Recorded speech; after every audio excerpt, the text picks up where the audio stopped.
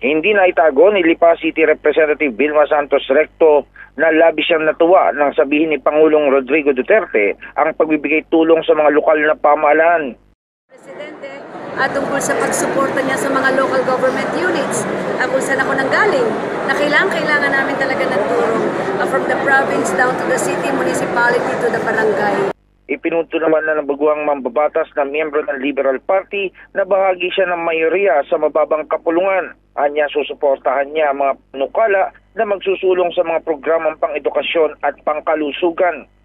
Basic pa rin kasi ako,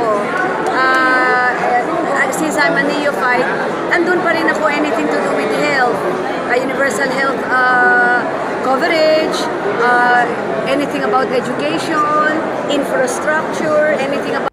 Ngunit aminado si Santos Recto na may planong nabanggit si Ginoong Duterte sa unang sona nito na kanya munang susuriin at pag-aaralan bago susuportahan. Masama yan. Pero syempre may mga detalye yan eh. So give me time to study. Pag alam ko na, then I'll get back to you. Janice Cosio, Radyo Inquirer, Nebinabenta, bayan nagtatanong, mamaya nag-uusap.